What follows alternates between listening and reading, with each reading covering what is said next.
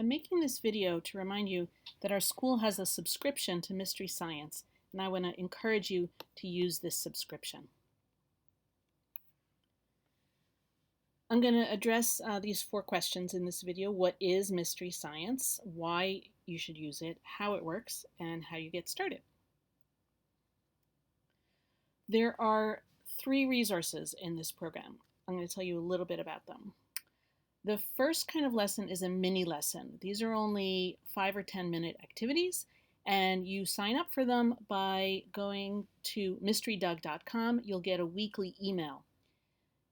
And those are sometimes seasonal, sometimes not. The second format are the full lessons. So these take about 45 minutes to an hour. Some of these I've done with classes in the science lab, which is only 40 minutes, so I shorten them, I adapt them. Many of these you can do in your classroom.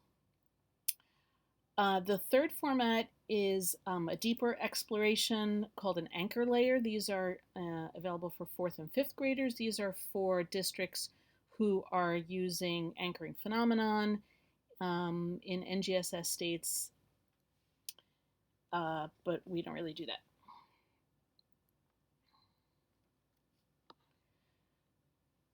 So these lessons are all online. They're video-based. You go to the home page and you find your grade level and you pick an activity that you want to do. So the videos are all narrated by a teacher named Doug. He explains everything in the video. They start out with a guiding question, and then there are moments where the students can have discussions with each other. There's minimal prep for the teacher, and it's very easy to follow along because they explain everything step by step. And most important, they're aligned to NGSS standards. And so let's look at one particular activity a little bit closer. So each lesson is called a mystery. They all start with a guiding question. In this case, in this, I think it's 2nd grade, the question is, if you floated down a river, where would you end up? So then there's a section on teacher prep. Usually the materials are typical classroom materials, paper, pencils. Occasionally you will need other supplies. If you want to do one of these in your classroom and it needs something unusual, you can just ask me. It's very likely that I'll have it in the lab. They very rarely ask for something that we have to go out and buy in advance. And sometimes there are pre-made worksheets if you want to do that and have your students record your data in a particular format. So there's a video that introduces the topic, it introduces the guiding question, and Doug explains the phenomenon that he's wondering about. Then there are times to pause the video so students can discuss with their neighbors, with their table mates, their thoughts about the particular question.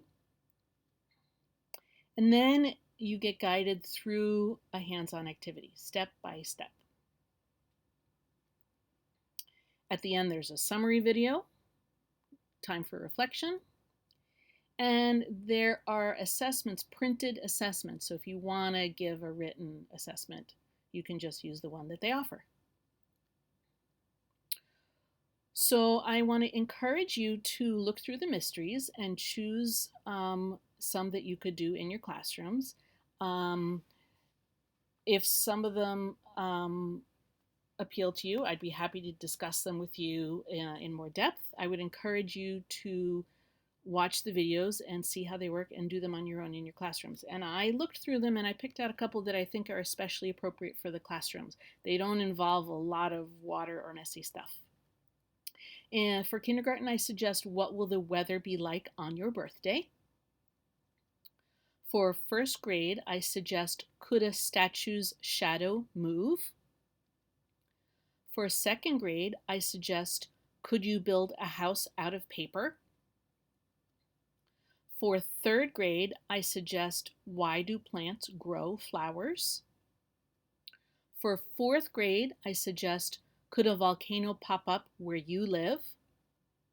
And for 5th grade, I suggest how much water is in the world. So if you've never used Mystery Science before, here's the link that you'll need. You'll go to that link, you'll click on it, and then you'll be able to log in. And by the way, if you want to make a screencast video like this, now that we have the operating system Mojave on our laptops, it's very easy. You just press Command-Shift-5 and choose a couple of settings that are exactly what you want, and you just make your video that way. I'm not even using a microphone. And you can see details at this YouTube link if you want to know more about it. Thank you. Bye.